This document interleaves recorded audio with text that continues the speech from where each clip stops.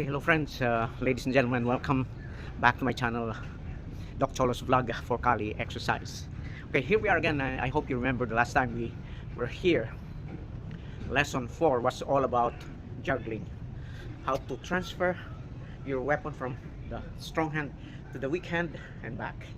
Okay, and we have taken up, please remember, the stopper. Okay, your thumb opens up and then it's received by the weak hand with palm up, then it clips and holds on to the handle. Okay, I hope you still remember that.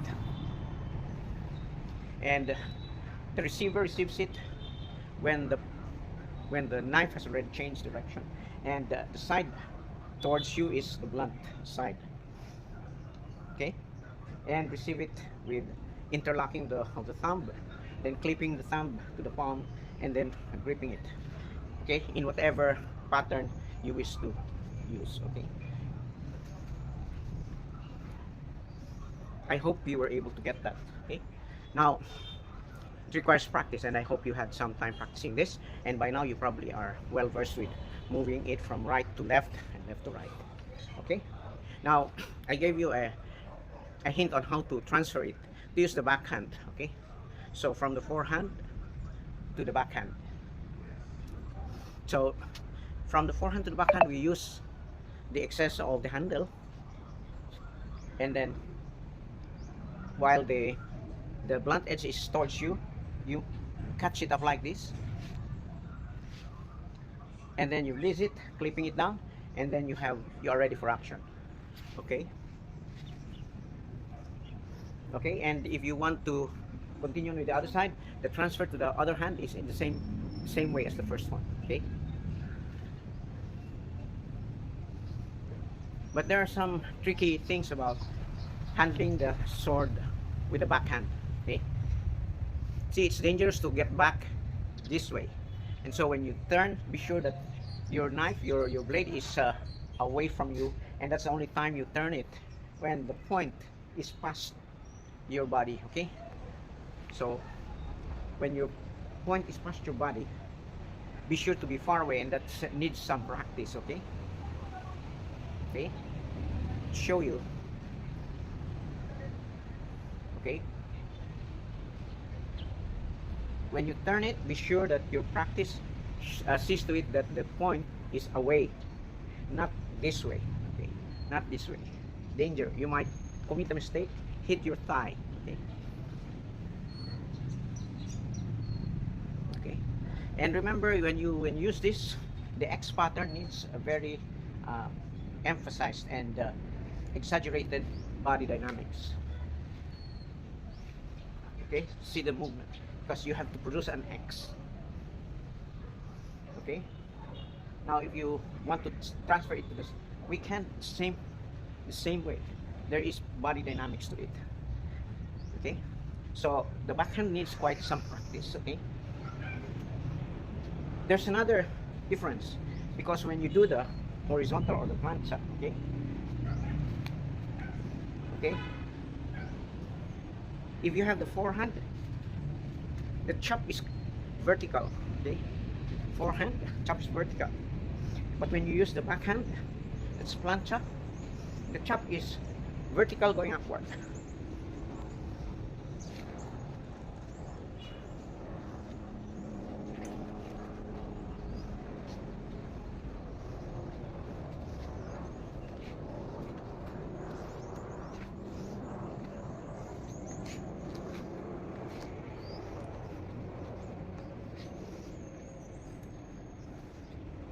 That's the same thing.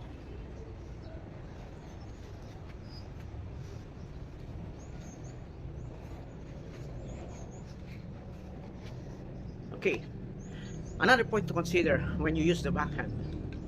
So you will note that the forehand, most of the strike in the forehand is slicing motion. You don't move the wrist. Even when it's in the weak hand, it should be slicing. So, but mind you, when you use the backhand would be mostly cutting or chopping. You see, the movement has a wrist action, mostly cutting, chopping forward. Okay, sometimes when you're close to your opponent, you can use the slicing, but very seldom. Okay, you will note that the stroke is slicing when the tip remains pointed at the back. That's slicing. But when you cut, see, it swings. Cutting. This one's slicing. Slicing. Slicing. Okay. This is chopping. See the backhand is used for cutting or chopping, but it's with the backhand and it's so strong.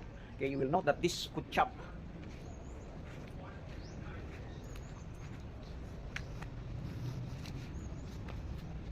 So, okay. So transfer of it is the same principle, but the locking mechanism is with the handle. So catch it there, clip it. Okay, in the same manner, same way.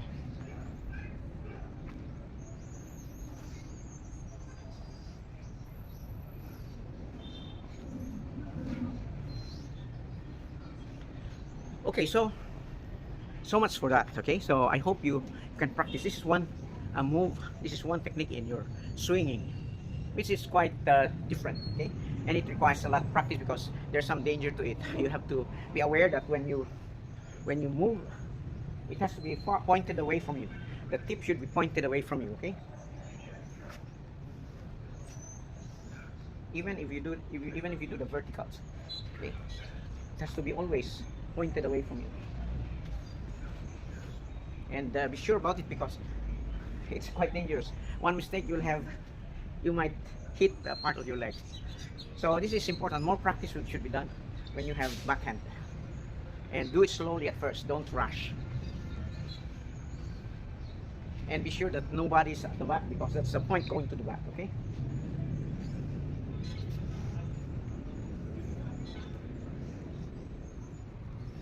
Okay, so once you have practiced it, be sure to don't hurry up. Okay, don't hurry with the practice, with doing it quickly and fast. Be sure about your moves, so start slow, increasing your speed. Okay, especially when you're doing the backhand. So do it first, direction first. Okay, the X figure of 8, plancha, tigpas, plancha, okay, plancha. See, when you turn, it has to be pointed outward all the time.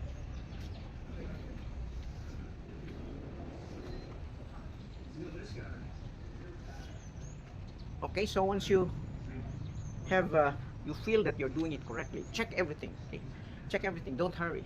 Slowly, make sure that you're correct in every move. Okay, then you can transfer it to the other hand.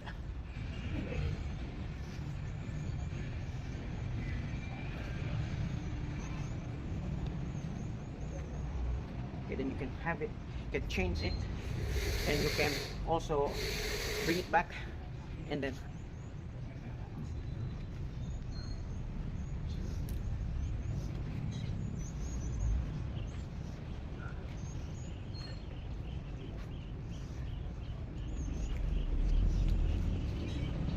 okay.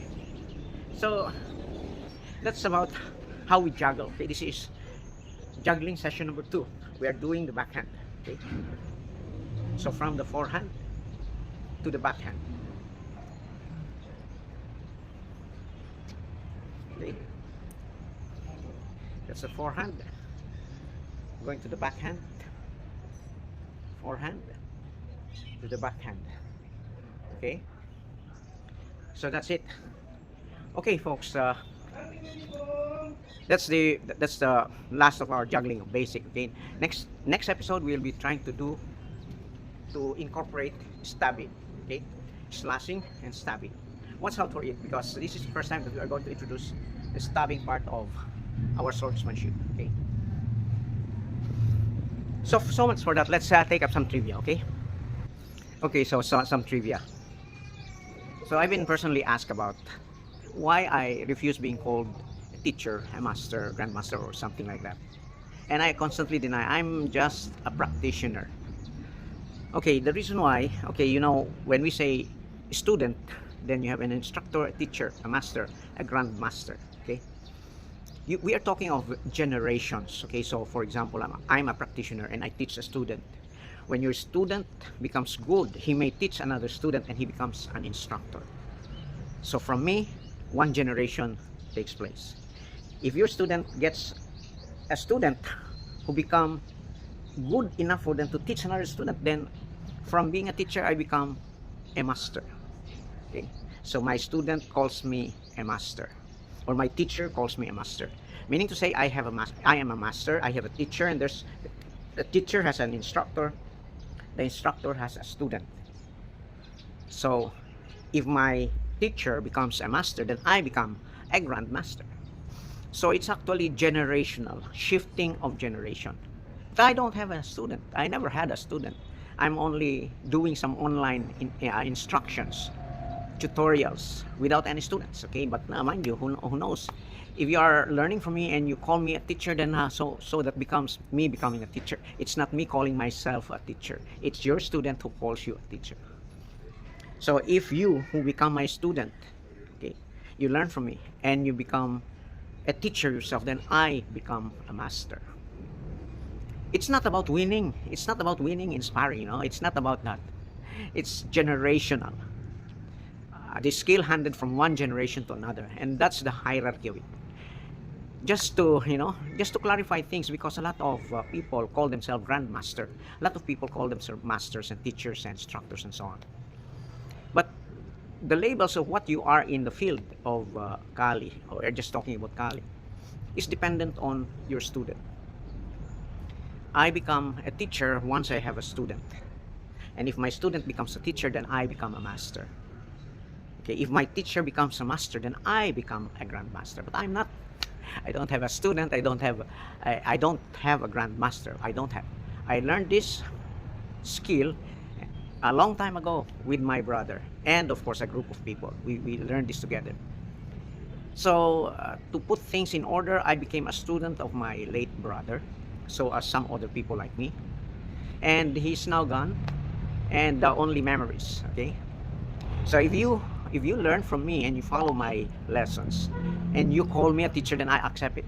But for now, nothing. Okay, I'm just simply a practitioner of Kali, not of arnis. I probably know how to play arnis, the mano. Okay, but as we have taken up some trivia that arnis and Kali are different things. A very slight difference, a hairline difference between the two. Because we recall Kali, by the way, is a sword, a bolo. Arnis de mano are sticks, but we can use them. Okay, the principles of arnis de mano and Kali are almost the same, not exactly the same, like in the way you hit. Okay, when a Kali practitioner uses a stick, it uses it uses the stick as a bolo, and the way we strike with a stick is similar to a ball. While strictly speaking, when you are an arnis enthusiast, you make use mainly of your wrist, because most of the technique in arnis utilizes the wrist. So I hope that clarifies a very thin line differentiating Kali from arnis. Okay, so that's about our trivia today. The second type of trivia is, while we call Kali generally as a sport, Filipino martial arts. When we say Filipino martial arts, it means that there are rules to follow and it becomes a sport. First of all, when I see arnisadors use sparring, full armor and a padded weapon, I really don't appreciate it as Kali. Maybe you can use that as arnis, but not as Kali. The reason why is because in competitions, arnis competitions using a full armor and padded sticks, then a lot of strategies, techniques in Kali are rendered null and void. The reason why is because number one objective, the primary objective in Kali using the sword is to disable the limbs. And so the targets are usually in strategic muscular groups, like here, pectoralis, okay, and the traps or trapezius. You have the biceps and the triceps, the legs, the quadriceps, okay. And you will note that most of the blade strikes, usually renders the opponent when they are hit and incapacitates the opponent. But when you are using full armor, you render all of these techniques null and void. But that's okay, because if you are using it as arnis competition, it's not Kali. 100% it's not a Kali competition, okay? Because Kali competition uses the sword. So arnis competition, that's okay. So what happens? How does Kali become a Filipino martial arts? Then it becomes Filipino martial arts for the forms. You may use what they call as the anyo, okay, using a sword, making your own forms, creating. So number one, you have creativity and you have grace. Okay, I have seen some competitions online, and I don't know, in my opinion, they have totally lost touch of what Kali is all about, because it's supposed to be Kali because they have a wooden sword. But the speed is lightning speed. It's as if they are using, a fan. They can, they can do and manipulate the sword so fast, as if, and they do tumbling and all these sorts. It's not, okay. It's not realistic, and no wonder that there are channels, there are martial art channels who have criticized Kali instead of just looking at arnis.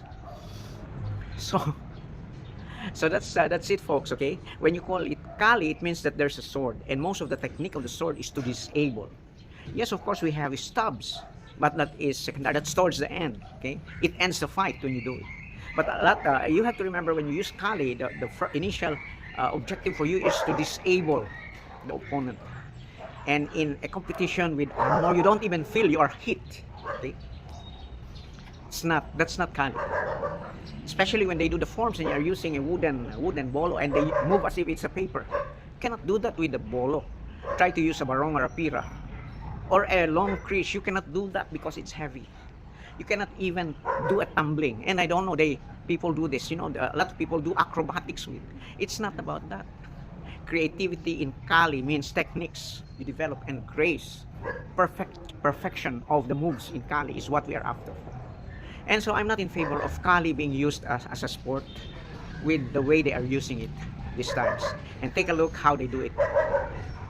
Well, they could label it as arnis, okay? Just arnis de mano and not Kali. Okay, now, how about Kali? Can we do a sparring with Kali? Yes, of course. Sparring technique using Kali and knife. You can use wooden knife and color, okay? When you are hit, you have paints that marks where you are hit. And if you are hit corresponding to important anatomical parts that disables, then that's where the point is. So I've seen some, very few, use not in actual official competitions, but in practice. Well, that's better. Okay, that's a better choice of how to utilize sparring.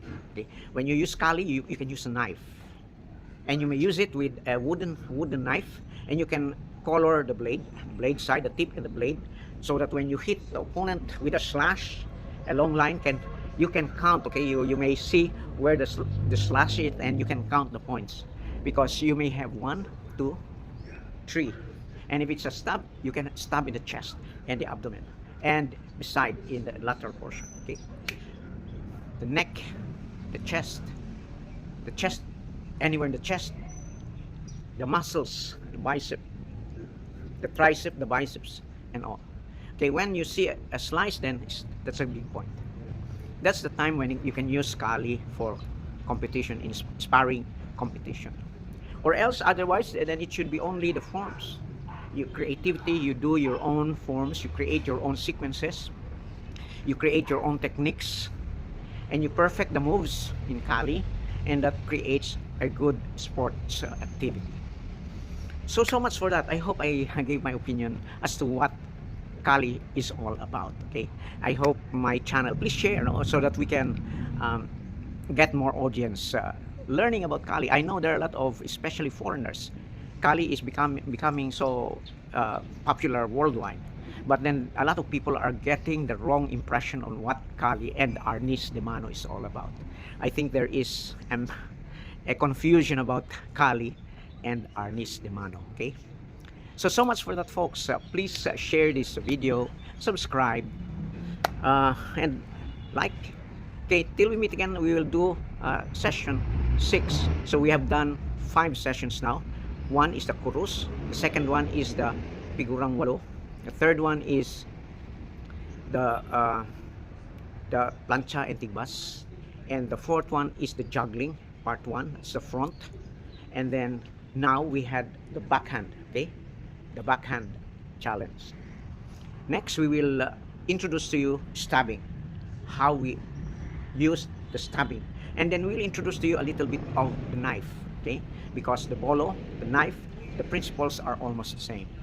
So much for that, folks. Thank you for listening, and till we meet again. Bye bye.